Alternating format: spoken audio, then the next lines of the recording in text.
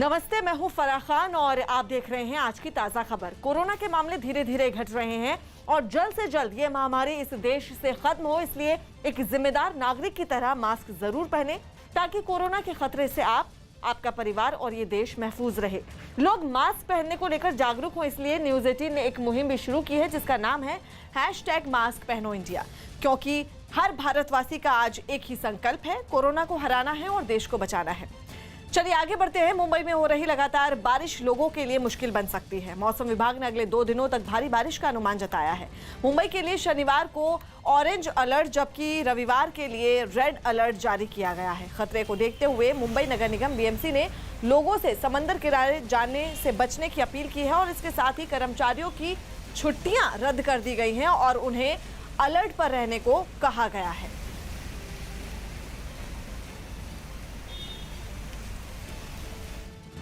Petrol और diesel की कीमतों में हुए इजाफे के खिलाफ कांग्रेस ने देश के कई शहरों में विरोध प्रदर्शन किए। पेट्रोल और डीजल की कीमतें पूरे देश में ऐतिहासिक ऊंचाई पर हैं, जिसका विरोध करने के लिए कांग्रेस ने आक्रोश दिवस मनाया और कांग्रेस के तमाम बड़े नेता सड़कों पर उतरे। दिल्ली में कई पेट्रोल पंपों के बाहर कांग्रेस के नेताओं ने नारेबाजी की। इस वक्त फिरोज शाह कोटला मैदान के पास जो पेट्रोल पंप है वहाँ पर हम मौजूद हैं और ये तस्वीरें हम आपको दिखा रहे हैं कि तमाम दिल्ली कांग्रेस नेता यहाँ पर मौजूद हैं। दिल्ली में पेट्रोल की कीमत तेजी से 100 रुपए प्रति लीटर की तरफ बढ़ रही है। ये आज के रेट हैं 95.91 प्रति लीटर के हिसाब से पेट्रोल दिल्ली में है और जबकि डीजल की बात करें तो 86.81 प्रति लीटर के हिसाब से जो है वो डीजल इस वक्त दिल्ली में बिक रहा है। कांग्रेस ने केंद्र सरकार से कीमतों में कटौती करने की अपील की। आपदा में मदद करनी चाहिए, ना कि आपदा को अवसर में बदल के लूट मचानी चाहिए। सबसे ज्यादा हंगामा गुजरात के भरूच में हुआ, जहां सड़कों पर उतरे कांग्रेसी नेताओं को गिरफ्तार कर लिया गया। बड़ी संख्या में प्रदर्शनकारी झंडे और तख्तियां लेकर सड़कों पर उतरे, लेकिन थोड़ी ही देर में पुलिस वाले हंगामा कर रहे नेताओं के पीछे पीछे दौड़ते दिखाई थे। प्रदर्शन में शामिल एक नेता को पुलिस वालों ने पकड़ा और फिर उन्हें गाड़ी में बैठा दिया। इसके अलावा पंजाब और मध्य प्रदेश में भी कांग्रेस कार्यकर्ताओं ने विरोध प्रदर्शन किए। ज्यादातर शहरों में विरोध प्रदर्शन पेट्रोल पंप्स में ही शुरू हुए और पंजाब के अमृतसर में तो कांग्रेस कार्यकर्ता एक खच्चर गाड़ी लेकर पेट्रोल पंप पर पहुंचे। खच्चरों को ढोने के लिए एक कार भी गाड़ी पर चढ़ा दी गई। कुछ नेताओं ने भी अपना वजन उस गाड़ी पर डाल दिया। सांकेतिक तौर पर यह प्रदर्शन ये कहने के लिए था कि पेट्रोल भरवाना अब आम आदमी के काबू से बाहर हो रहा है। तख्तियां और झंडे लेकर पहुंचे प्रदर्शनकारी काफी देर तक नारेबाजी करते रहे। दूसरी तरफ भोपाल में भी एक पेट्रोल पंप पर कांग्रेस नेता दिग्विजय सिंह पहुंच गए। दिग्विजय सिंह ने UPA सरकार के दौरान पेट्रोल पर लगने वाली एक्साइज ड्यूटी केंद्र सरकार को याद दिलाई। UPA सरकार में सेंट्रल एक्साइज ड्यूटी होती थी 9 रुपए, आज वही सेंट्रल एक्साइज ड्यूटी है 34 रुपए। लखनऊ में तो पुलिस ने कांग्रेस नेता लल्लू सिंह को हाउस अरेस्ट ही कर लिया। तो राजस्थान में भी कांग्रेस के कार्यकर्ताओं ने एक पेट्रोल पंप के सामने धरना दे दिया। सचिन पायलट की अगुवाई में काफी देर तक कांग्रेस के कार्यकर्ता सड़कों पर बैठे रहे और नारेबाजी करते हुए केंद्र सरकार से पेट्रोल और डीजल के दाम घटाने की अपील करते रहे। पेट्रोल डीजल के दाम कम करो, कम करो। सचिन पायलट ने तो केंद्र सरकार को अहंकारी तक कह दिया। जनता जवाब मांग रही है और बहुत जल्द जो घमंड और अहंकार केंद्र सरकार को है वो टूटेगा। हालांकि पेट्रोलियम उत्पादों पर ऊंचे टैक्स के विरोध की बजाय ये विरोध सचिन पायलट के शक्ति प्रदर्शन का मंच बन गया।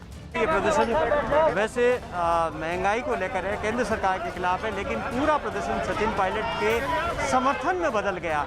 रुक रुक कर सचिन पायलट के समर्थक उनके नाम के नारे लगाते रहे।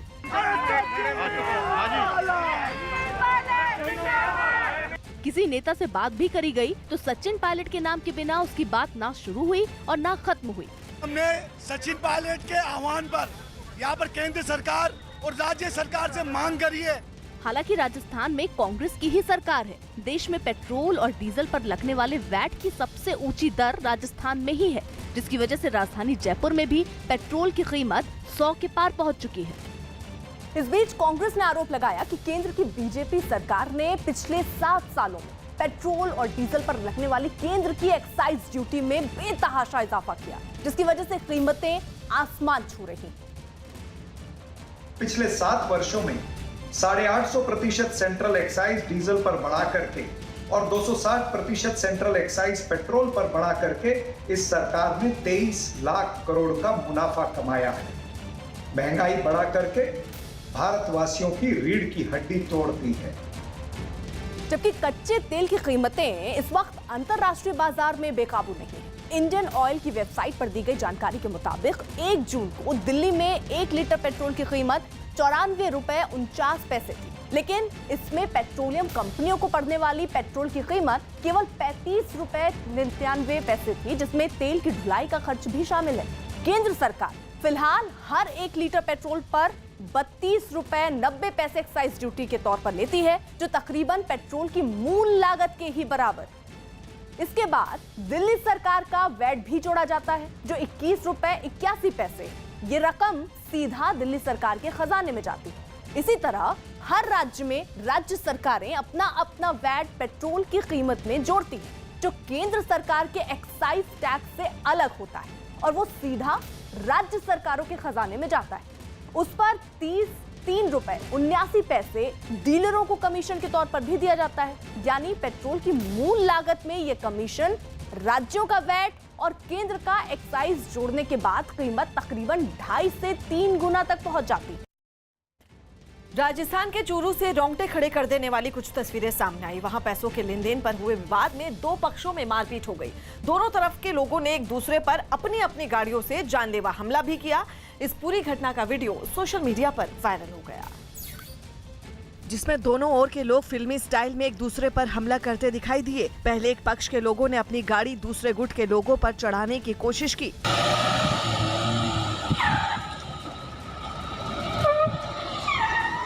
जिसके जवाब में दूसरी तरफ के लोग अपना ट्रैक्टर लेकर मैदान में कूद पड़े। दोनों ओर की गाड़ियां एक दूसरे को बीच सड़क पर जोरदार टक्कर मारने लगी। इस दौरान हाईवे पर हो रहे इस बवाल में पत्थरबाजी भी जमकर हुई। जब इतने पर भी इनका मन नहीं भरा तो फिर ये लोग एक दूसरे पर डंडों और पत्थरों से वार करने लगे। मौका पर काफी लोग एकत्रित थे।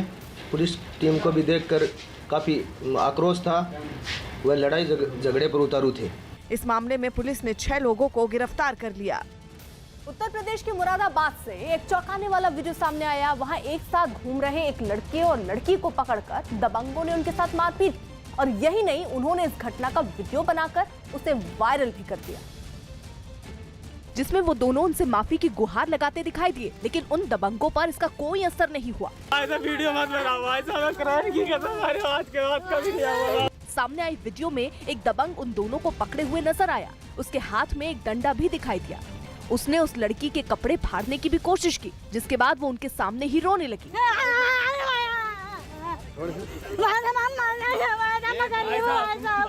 लेकिन इसके बावजूद उन लोगों का दिल नहीं पसीजा और वो लगातार उन्हें धमकियां देते रहे। वीडियो तो बन गई, तेरी सही कर गया और वायरल भी होगी, फेसबुक पे चलेगी। आरोप है कि दबंगों ने उनके साथ बदतमीजी करते हुए मारपीट भी की। इस घटना का वीडियो सामने आते ही पुलिस इसकी जांच में जुट गई। राजस्थान के झालावाड़ में एसआरजी मेडिकल कॉलेज में एक कोरोना मरीज की मौत पर उसके घर वालों ने खूब हंगामा किया। उन्होंने आरोप लगाया कि डॉक्टरों की लापरवाही की वजह से उनके मरीज की मौत हुई और इसे लेकर उन्होंने अस्पताल में काफी हंगामा किया। पहले तो बात कहासुनी तक ही थी, फिर मामला हाथापाई तक पहुंच गया। डॉक्टर और मरीज के रिश्तेदार दोनों आमने सामने आ गए। चंद मिनटों में मामला बेहद गंभीर हो गया। हंगामे की खबर मिलते ही पुलिस का अमला अस्पताल पहुंच गया और इस पूरे विवाद को शांत करवाने में लग गया। मरीज के घर वालों को पुलिस वाले वहां से खींचकर बाहर ले गए। इस दौरान अस्पताल के बाहर भी लोगों की भारी भीड़ जुट गई। सड़क पर भी काफी देर तक यूं ही तमाशा चलता रहा। उन्होंने बदतमीजी करी और काफी तोड़फोड़ करने की कोशिश करी। पुलिस ने अस्पताल पर लगे लापरवाही के आरोपों को सिरे से खारिज कर दिया।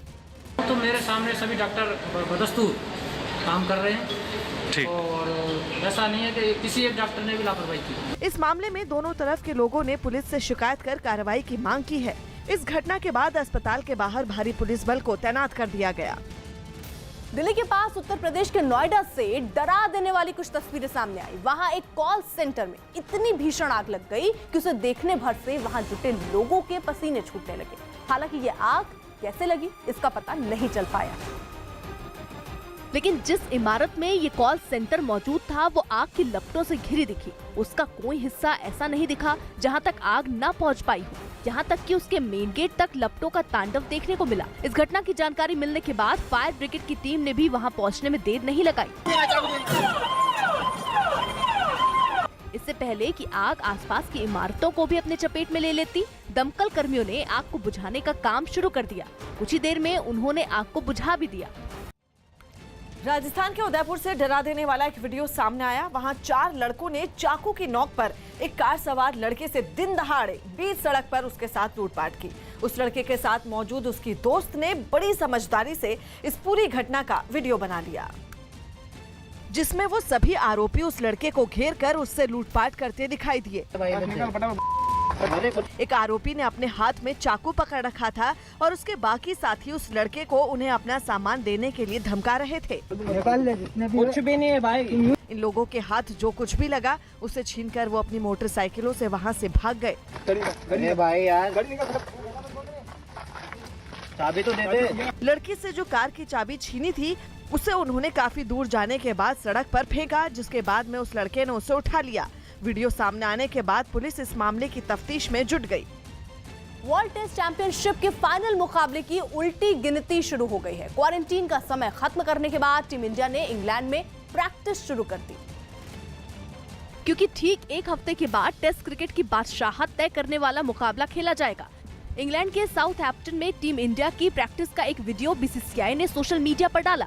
वीडियो में फिरकी गेंदबाज रविचंद्रन अश्विन, तेज गेंदबाज जसप्रीत बुमराह, कप्तान विराट कोहली, रोहित शर्मा, अजिंक्य रहाणे और विकेट कीपर बल्लेबाज ऋषभ पंत समेत पूरी भारतीय टीम प्रैक्टिस पर जोर लगाते हुए दिखी। टीम इंडिया के लिए इस मैच में जीत का मतलब टेस्ट क्रिकेट की बादशाहत है, जबकि न्यूजीलैंड टीम इंडिया के लिए सबसे बड़ी चुनौती इसलिए है क्योंकि पिछली बार न्यूजीलैंड ने टीम इंडिया को टेस्ट सीरीज में 2-0 से हराया था। जब भारतीय टीम नेट्स पर मेहनत कर रही है, उसी वक्त न्यूजीलैंड की टीम इंग्लैंड के साथ बर्मिंघम में टेस्ट मैच खेल रही है। इसलिए न्यूजीलैंड को टीम इंडिया हल्के में लेने की गलती नहीं कर सकती। वर्ल्ड टेस्ट चैंपियनशिप के खास होने की भी कई वजह हैं, जिनमें सबसे बड़ी वजह यह है कि पहली बार आईसीसी वर्ल्ड टेस्ट चैंपियनशिप कराई गई है और इसे जीतने वाली टीम हमेशा के लिए इतिहास में अपना नाम दर्ज करा लेगी। दूसरी अहम बात यह है कि ये चंद हफ्तों या महीनों तक चलने वाली सीरीज का फाइनल नहीं है, बल्कि करीब 3 साल तक चले एक टूर्नामेंट का फाइनल मुकाबला है। 2019 में शुरू हुए इस टूर्नामेंट में टीम इंडिया ने 17 टेस्ट मैच खेले, जिनमें 12 में जीत दर्ज की, 4 में हार मिली और एक मुकाबला ड्रॉ रहा। इस दौरान केवल न्यूजीलैंड दौरे पर हुई एक सीरीज ही ऐसी रही जिसमें भारत को शिकस्त झेलनी पड़ी। उसके अलावा हर टेस्ट सीरीज में भारत ने जीत दर्ज की। दुनिया की 9 सबसे बेहतरीन टेस्ट टीमों के इस टूर्नामेंट में सबसे ज्यादा अंक हासिल करने के बाद टीम इंडिया ने फाइनल में जगह बनाई है। वहीं भारत ने आखिरी बार 2013 में आईसीसी का कोई खिताब जीता था। उस वक्त धोनी की कप्तानी में भारत ने चैंपियंस ट्रॉफी जीती थी, लेकिन विराट कोहली की कप्तानी में अब तक भारत ने आईसीसी का कोई खिताब नहीं जीता। ये मैच जीतने के बाद वो भारत को टेस्ट क्रिकेट का सबसे बड़ा बादशाह बनाने का आईसीसी का खिताब अपने नाम करने में कामयाब हो सकते हैं। अमेरिका के आर्कांसा से हैरान करने वाला एक वीडियो सामने आया, जहां पुलिस की गाड़ी से टक्कर होने के बाद एक कार बीच सड़क पर पलट गई। उस कार में एक महिला बैठी थी। आरोप है कि ट्रैफिक सिग्नल पर लाल बत्ती होने के बावजूद उसने अपनी गाड़ी नहीं रोकी और वहां से भागने लगी, जिसके बाद ट्रैफिक पुलिस को उस पर शक हुआ और उसने अपनी गाड़ी उस कार के पीछे लगा दी।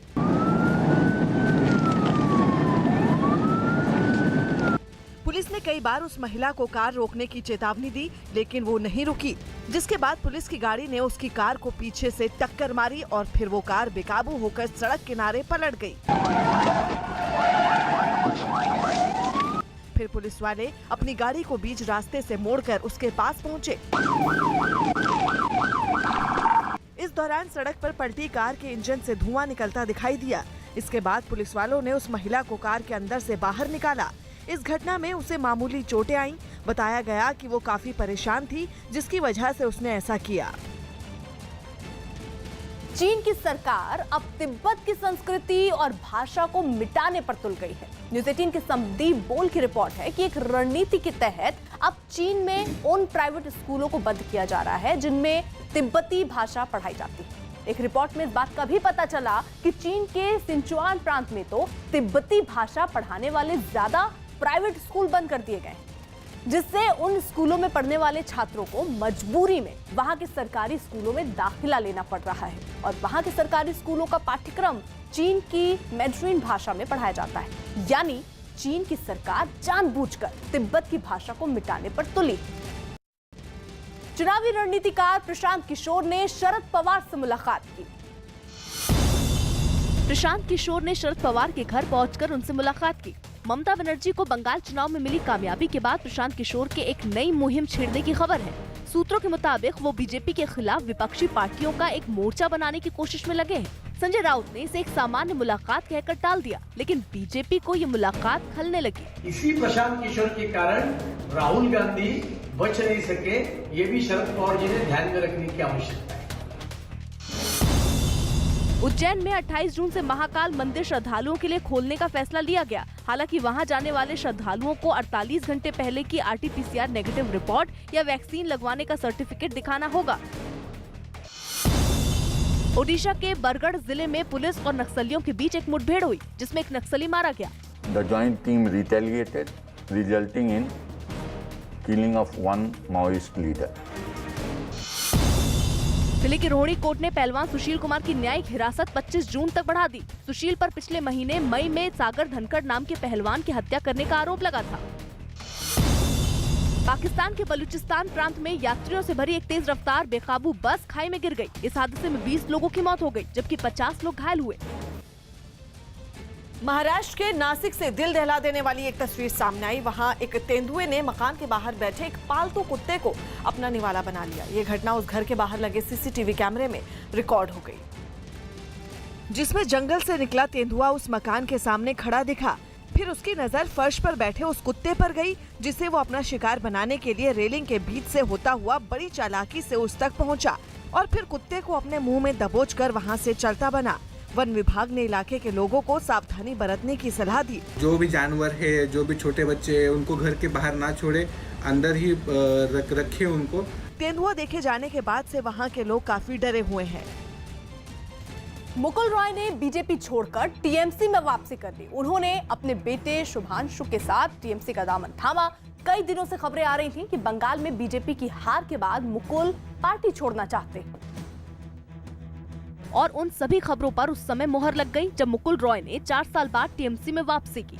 इससे पहले सुबह से ही चर्चा थी कि मुकुल रॉय एक बड़ा राजनीतिक फैसला करने वाले हैं, क्योंकि पहले मुकुल रॉय अपने बेटे के साथ तृणमूल भवन पहुंचे और फिर ममता बनर्जी, जिसके बाद दोनों नेता एक साथ एक मंच पर नजर आए और थोड़ी ही देर में तस्वीर साफ हो गई।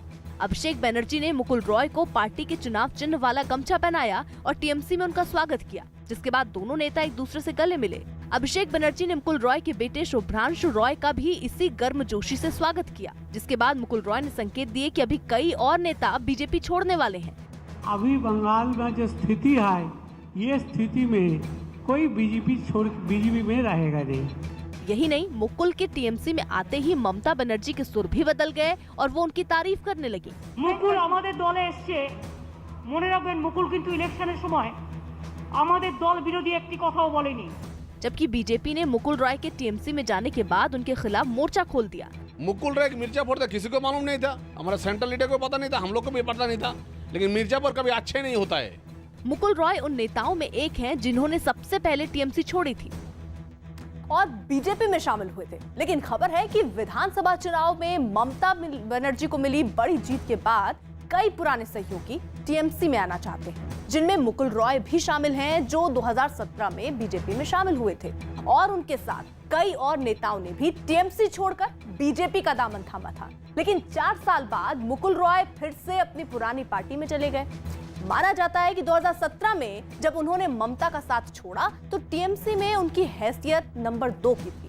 हालांकि पार्टी विरोधी गतिविधियों के आरोप में उन्हें 6 साल के लिए TMC से बाहर भी कर दिया गया था। मुकुल रॉय पर नारदा घोटाले के आरोप भी लग चुके हैं। बिहार में एक हाथी के उत्पात से कई लोगों की जान खतरे में पड़ गई। इस हाथी ने कई खेतों में घुसकर खड़ी फसल को तबाह कर दिया और इसे भगाने पहुंचे लोगों पर भी इसने अपना गुस्सा उतार दिया। बिहार के भोजपुर में एक पागल हाथी ने 5 घंटे तक जबरदस्त उत्पात मचाया। बताया गया कि इस बेकाबू हाथी ने 3 गांवों में ऐसा उत्पात मचाया कि पूरे इलाके में दहशत फैल गई।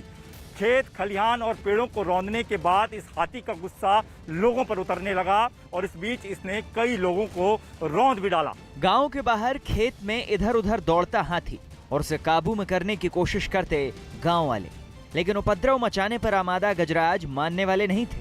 हाथी जब गांव वालों के पीछे पड़ा तो गांव वाले उसे घेरने की कोशिश कर रहे थे। एक आदमी के पीछे दौड़ रहा हाथी अचानक पीछे मुड़ा तो हाथी का पीछा करने वाले एक बुजुर्ग घबरा गए और हड़बड़ाहट में जमीन पर गिर पड़े। जैसे ही हाथी की पहुंच में वो आए, हाथी ने उन्हें सूंड से दबोच लिया। उसके बाद हाथी कभी सूंड की मदद से बुजुर्ग को उछालता दिखा तो कभी उन्हें पैरों से रौंदता। इस दौरान मौके पर चीख पुकार मच गई। अरे जा जा जा जा जा जा जा जा ले गई, जा जा जा जा ले गई, जा जा भाग मत दे, भाग मत दे। इसके बाद तो हाथी ने बुजुर्ग को आगे घसीट घसीट कर पैरों से रौंदना शुरू कर दिया। ये सब देखकर वहां मौजूद लोग हक्के बक्के नजर आए। हर कोई खौफ में दिखा। कुछ लोग हाथी के चंगुल में फंसे बुजुर्ग को बचाने के लिए उसे भाला मारने की सलाह देते सुनाई पड़े।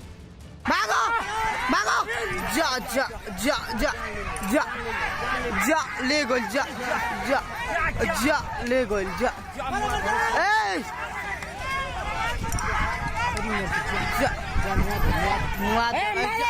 मार मार दे, अरे मार दे, मारो मारो। पागल हाथी के इस रूप को देखकर उसे काबू में करने गए लोगों के बीच भी भगदड़ मच गई। बताया गया कि एक गांव में जब यह हाथी पेड़ों को उखाड़ने लगा, चूंकि नुकसान को रोकने के लिए हाथी को काबू में करना जरूरी था, इसलिए गांव वाले प्रशासन को खबर करने के साथ ही उसकी घेरेबंदी में जुट गए। लेकिन हाथी के चंगुल में फंसे आदमी को बचाने की नई चुनौती सामने आ गई। गांव वालों ने शोर मचाकर हाथी का ध्यान जब दूसरी तरफ खींचा, तब जाकर हाथी ने बुजुर्ग को छोड़ा। लहूलुहान बुजुर्ग को फौरन कुछ गांव वाले वहां से ले जाते दिखे। बुजुर्ग को इलाज के लिए पास के अस्पताल ले जाया गया, जहां उनकी गंभीर हालत को देखते हुए इलाज के लिए उन्हें पटना रेफर कर दिया गया। इस पूरे मामले को लेकर गांव वाले प्रशासन के रुख पर सवाल खड़ा कर रहे हैं। बताया गया कि गांव वालों ने वक्त रहते हाथी के उत्पात की जानकारी प्रशासन को दे दी थी, लेकिन प्रशासन समय रहते जब मदद के लिए नहीं पहुंचा तो गांव वालों ने अपने से हाथी पकड़ने के विशेषज्ञों को बुलाया और उसके बाद गांव वालों की मदद से हाथी को रस्सियों से बांधा गया। जब हाथी पकड़ा गया तो उसके बाद गांव वालों ने राहत की सांस ली। एनडीए में रहकर नीतीश सरकार के खिलाफ आवाज उठाने वाले जीतन राम मांझी ने लालू यादव के बड़े बेटे तेज प्रताप यादव से मुलाकात की। इस मुलाकात के दौरान जीतन राम मांझी ने फोन पर लालू यादव से लंबी बात भी की और उन्हें जन्मदिन की बधाई दी। जीतन राम मांझी से मिलने खुद तेज प्रताप यादव उनके घर पर पहुंचे, जहां पहले से मीडिया वालों का जमावड़ा था। गाड़ी से उतरते ही तेज प्रताप सीधे उस कमरे के अंदर घुसे जहां जीतन राम मांझी उनका इंतजार कर रहे थे। तेज प्रताप यादव का जीतन राम मांझी से मिलने आना नहीं कहते हुए भी बहुत कुछ कह रहा है। इसके बाद सुरक्षा कर्मियों ने दरवाजा बंद कर दिया और बंद दरवाजे के पीछे दोनों के बीच लंबी बातचीत हुई। मुलाकात खत्म होने के बाद दोनों एक साथ मीडिया के सामने आए। इस मुलाकात से पहले एक कार्यक्रम में तेज प्रताप यादव ने जीतन राम मांझी को आरजेडी के साथ आने का खुला न्योता दिया था। मांझी जी का मन डोल रहा है तो यहाँ दरवाजा खुला, आ जाए मांझी जी। उनके इस न्योते का जवाब जीतन राम मांझी ने तेज प्रताप के सामने ही दे दिया। एनडीए में न रहने का कौन सवाल है भाई। बताया गया कि जीतन राम मांझी और लालू यादव के बीच 10 मिनट तक फोन पर बात हुई, जिसमें लालू यादव को जन्मदिन की बधाई देने के अलावा भी कई मुद्दों पर चर्चा हुई। दिल्ली के पास उत्तर प्रदेश के ग्रेटर नोएडा में पुलिस ने करोड़ों की चोरी के आरोप में 6 आरोपियों को गिरफ्तार कर लिया। बताया गया कि पिछले साल इन लोगों ने एक हाउसिंग सोसाइटी से 8 करोड़ 25 लाख रुपए की चोरी की थी और जो चीजें ये आरोपी वहां से चोरी करके ले गए थे उनमें करीब 14 किलो सोने के गहने, 57 लाख रुपए कैश और एक गाड़ी शामिल है। इन सभी चीजों को पुलिस ने उनसे बरामद कर लिया और इसके साथ ही मामले की तफ्तीश के दौरान चोरी में शामिल 6 आरोपी भी पुलिस के हत्थे चढ़ गए। गिरफ्तार कुल 6 लोग हैं, बाकी 4 लोग अभी गिरफ्तार होने शेष है। ग्रीस में श्रम कानून में हो रहे बदलाव के खिलाफ वहां के कई कर्मचारी संगठनों ने जोरदार प्रदर्शन किया। वहां किसी कर्मचारी या मजदूर से हफ्ते में 40 घंटे काम लिया जा सकता है, लेकिन इसमें बदलाव कर वहां की सरकार कंपनियों को अपनी सुविधा के हिसाब से रोजाना काम के घंटे तय करने की छूट देना चाहती है। और इसी का विरोध करते हुए ग्रीस के कई शहरों में प्रदर्शन हुए। राजधानी एथेंस से सामने आई तस्वीरों में कर्मचारी संगठनों से जुड़े लोग सड़कों पर दिखाई दिए। उन्होंने कई जगहों पर जुलूस निकाले, सड़कों को जैम किया और सरकार के खिलाफ नारे लगाए। प्रदर्शनकारियों के हाथों में कई बैनर और पोस्टर भी नजर आए। वहीं युवाओं और महिलाओं के साथ हजारों की तादाद में बुजुर्ग भी इन रैलियों में शामिल हुए। देश के कई दूसरे इलाकों में भी इसी तरह की तस्वीर देखने को मिली। केंद्रीय गृह मंत्री अमित शाह और बीजेपी के राष्ट्रीय अध्यक्ष जेपी नड्डा शुक्रवार शाम करीब 6 बजे प्रधानमंत्री नरेंद्र मोदी से मुलाकात करने पीएम आवास पहुंचे और करीब 10 बजे प्रधानमंत्री आवास से निकले। पीएम, गृह मंत्री और बीजेपी राष्ट्रीय अध्यक्ष के बीच ये बैठक करीब 4 घंटे तक चली। केंद्र सरकार ने एक बार फिर दिल्ली में गाड़ियों के लिए स्पीड लिमिट तय कर दी। न्यूज़ 18 के आनंद तिवारी की रिपोर्ट है कि दिल्ली की ज्यादातर सड़कों पर कार के लिए स्पीड लिमिट 60 से 70 किलोमीटर प्रति घंटे तक की गई है। इसी तरह मोटरसाइकिल और स्कूटर के लिए अधिकतम रफ्तार 50 से 60 किलोमीटर प्रति घंटा रखी गई, जबकि बस और ऑटो के लिए 40 किलोमीटर प्रति घंटे की स्पीड लिमिट तय की गई।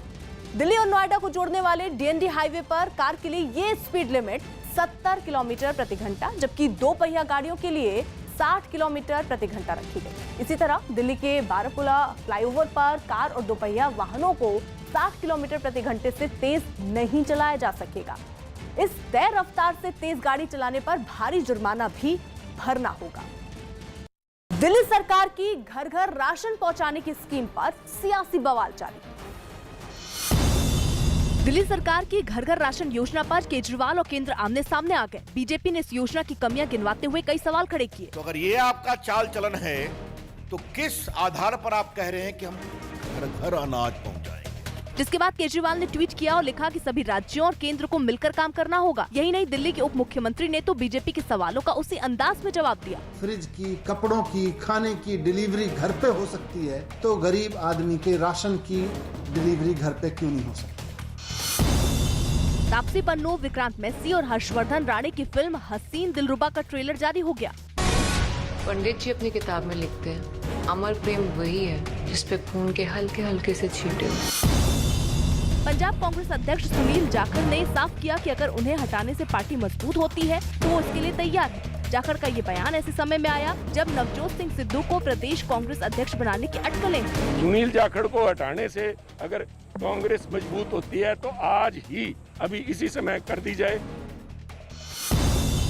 मेडिकल कॉलेज के पोस्ट ग्रेजुएट कोर्स में दाखिले के लिए होने वाली परीक्षा अब बुधवार को नहीं होगी। सुप्रीम कोर्ट ने इसे 1 महीने के लिए टालने का आदेश दिया। इससे पहले एम्स के 26 जूनियर डॉक्टरों ने इस परीक्षा को टालने की मांग की थी। इन डॉक्टरों की दलील है कि वो कोरोना संकट में ड्यूटी की वजह से इस परीक्षा की तैयारी नहीं कर पाए। सुप्रीम कोर्ट ने मुंबई के पूर्व पुलिस कमिश्नर परमबीर सिंह की याचिका पर सुनवाई से इनकार कर दिया। अपनी इस याचिका में परमबीर सिंह ने उनके खिलाफ जारी जांच को राज्य से बाहर करवाने की मांग की थी। इस पर कोर्ट ने बताया कि वो सीधे सुप्रीम कोर्ट में याचिका दाखिल नहीं कर सकते। इसी के बाद परमबीर सिंह को अपनी याचिका वापस लेनी पड़ी।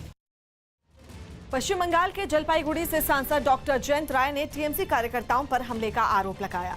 खबर है कि भंडारीगंज इलाके में सांसद जयंत राय पर उस वक्त हमला किया गया जब वो हिंसा में विस्थापित बीजेपी कार्यकर्ताओं को उनके घर पहुंचाने गए थे। इस हमले में उन्हें कई चोटें आई हैं, जबकि उनके साथ मौजूद कुछ लोग भी घायल हो गए। माथे में ये बांस लेकर, बैम्बू लेकर मुझे मारा और जो हाथ में ये 2 हाथ में ये जो आर्म है, 2 आर्म में मारा, एक लात मारा।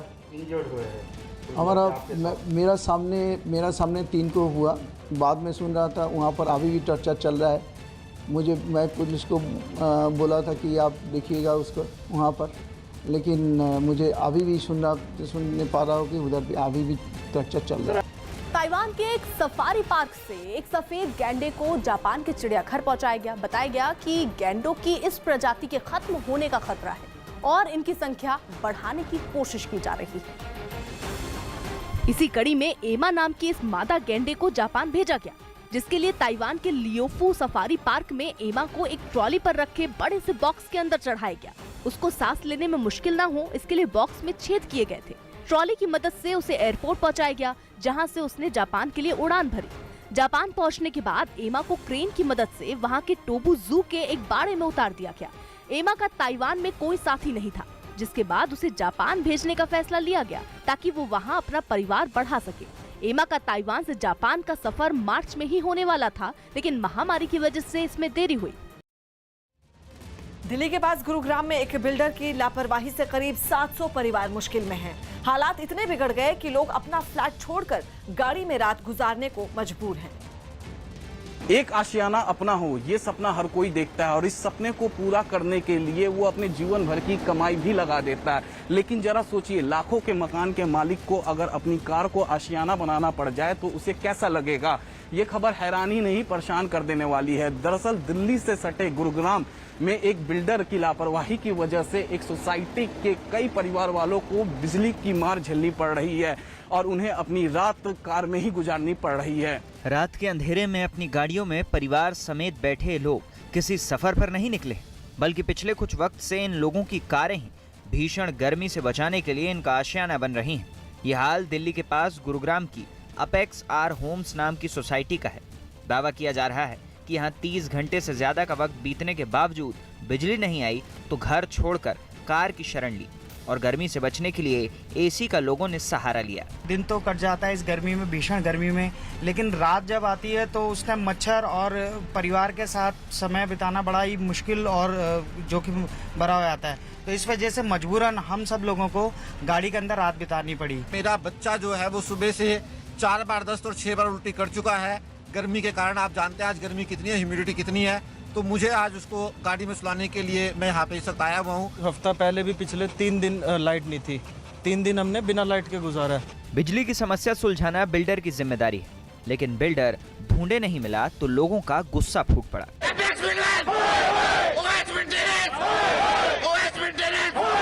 गुरुग्राम के पॉश इलाके में बने इस सोसाइटी में 700 परिवार रहते हैं। इन 700 परिवारों के लिए 3000 किलोवाट की सबस्टेशन की जरूरत पड़ती है और बिल्डर केवल 100 किलोवाट की सबस्टेशन से काम चला रहा है, जिसका खामियाजा यहाँ रहने वाले लोगों को भुगतना पड़ रहा है। लगातार कई घंटों से बिजली नहीं होने की वजह से सोसाइटी की लिफ्ट भी काम नहीं कर रही, जिससे लोगों को कई मंजिल सीढ़ियाँ चढ़नी पड़ रही हैं। 100 किलोवाट है सोसाइटी का लोड, जो कंस्ट्रक्शन के लिए दिया जाता है गवर्नमेंट को, कमर्शियल लोड।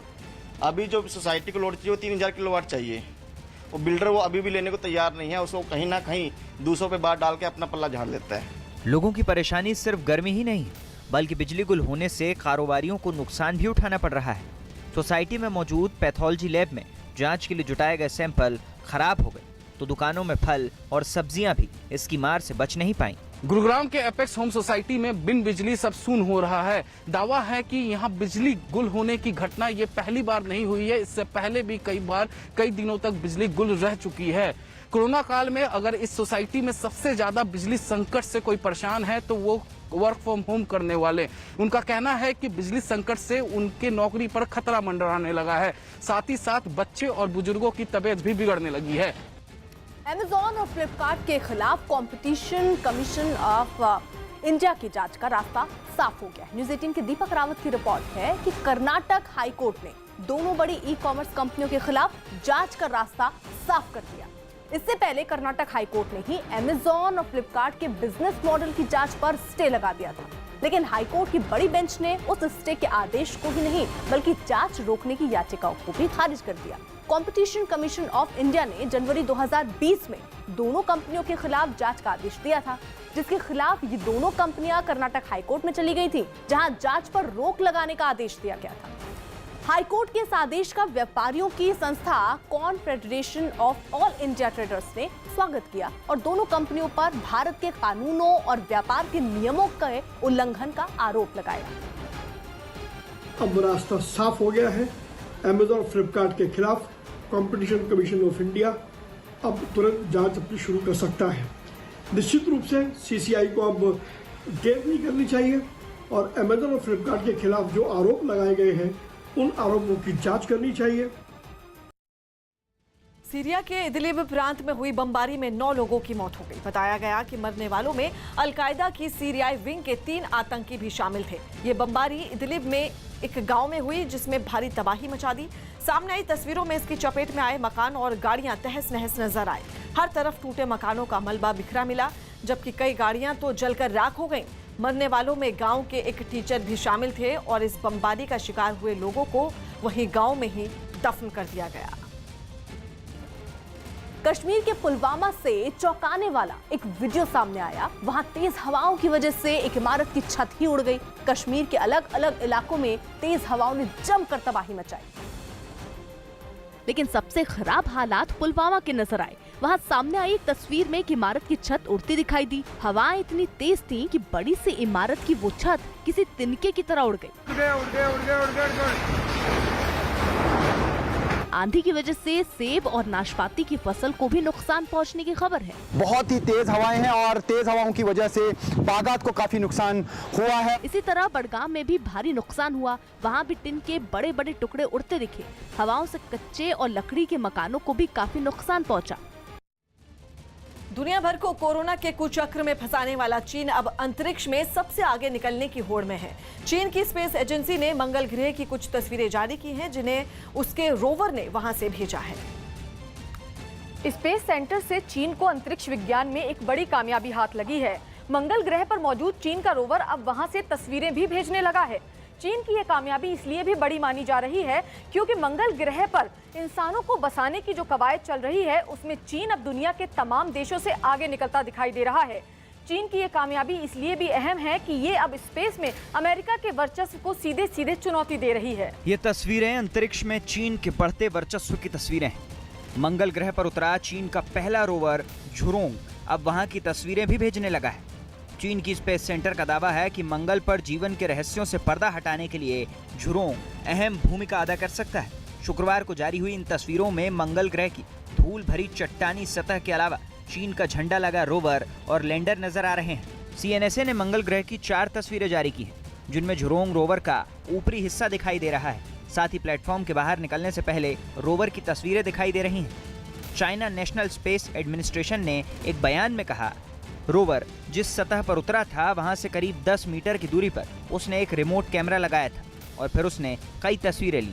चीन ने पिछले महीने मंगल की सतह पर रोवर के साथ तियानवान 1 अंतरिक्ष यान को उतारा था। चीन का जो रोवर मंगल ग्रह की सतह पर उतरा है उसमें कुल 6 पहिए लगे हैं। इसका वजन 240 किलो है। इस रोवर में 6 अलग अलग तरह के वैज्ञानिक उपकरण लगे हुए हैं, जिनकी मदद से रोवर मंगल ग्रह से जुड़ी जानकारियां चीन की स्पेस एजेंसी तक भेज रहा है। चीन के इस रोवर में एक प्रोटेक्टिव कैप्सूल, एक पैराशूट और एक रॉकेट प्लेटफॉर्म का इस्तेमाल किया गया है। पिछले ही महीने चीनी एयरक्राफ्ट तियानवान 1 को मंगल ग्रह की सतह पर उतारा गया था। इस दौरान स्पेसक्राफ्ट में मौजूद रोवर झुरोंग भी मंगल की सतह पर उतरने में कामयाब रहा। अब चीन ने दावा किया है कि उसका यही रोवर वहां से अहम तस्वीरें भेज रहा है। इन तस्वीरों में अब चीन का झंडा भी मंगल ग्रह पर दिखाई दे रहा है। चीन के इस रोवर को मंगल तक पहुंचने के लिए 7 महीने अंतरिक्ष की यात्रा करनी पड़ी, जबकि 3 महीने तक मंगल ग्रह के ऑर्बिट की ये यान परिक्रमा लगाता रहा। अपने आखिरी 9 मिनटों में चीनी स्पेसक्राफ्ट तियानवान 1 को सफलता के साथ मंगल की सतह पर उतार लिया गया था, जिसके बाद अब चीन का ये रोवर स्पेस एजेंसी तक जानकारियां भी भेजने लगा है। अमेरिका के बाद मंगल की सतह पर अंतरिक्ष यान भेजने वाला चीन दूसरा देश है। दावा तो ये भी किया जा रहा है कि चीन का ये रोवर मंगल ग्रह की सतह पर सौर ऊर्जा के इस्तेमाल से करीब 3 महीने तक रहेगा। इस दौरान ये चट्टानों के नमूने इकट्ठा करके चीन की स्पेस एजेंसी को भेजता रहेगा। सीएनएसए यानी चाइना नेशनल स्पेस एडमिनिस्ट्रेशन ने मंगल ग्रह की इन तस्वीरों को जारी किया है। दावा किया जा रहा है कि चीन की इस कवायद से न सिर्फ मंगल ग्रह से कई अहम जानकारियों को जुटाया जाएगा, बल्कि मंगल ग्रह पर बर्फ और पानी की क्या संभावनाएं हैं, ये भी इस चीन के रोवर के जरिए पता चल सकेगा। उत्तर प्रदेश के आगरा से हैरान करने वाला एक वीडियो सामने आया। वहां 2 गुटों के बीच हिंसक झड़प हो गई, जिसमें कई लोग घायल हो गए। बताया गया कि दोनों तरफ के लोगों के बीच किसी बात पर कहासुनी हो गई थी, लेकिन तभी एक पक्ष के लोगों ने दूसरी तरफ के लोगों पर हमला बोल दिया। लाठी और डंडों से लैस हमलावरों ने दूसरी तरफ के लोगों की पिटाई शुरू कर दी। जल्द ही दोनों गुट एक दूसरे से भिड़ गए।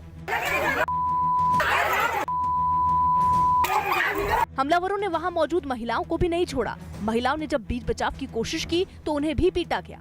एक आदमी पर तो इतनी लाठियां बरसाई गईं कि वो जमीन पर गिर पड़ा, लेकिन हमलावरों ने उसे तब भी नहीं छोड़ा। वहां काफी देर तक ये हंगामा चलता रहा। इसी बीच किसी ने इस झड़प का वीडियो बना लिया। आज की ताजा खबर में वक्त एक छोटे से ब्रेक का।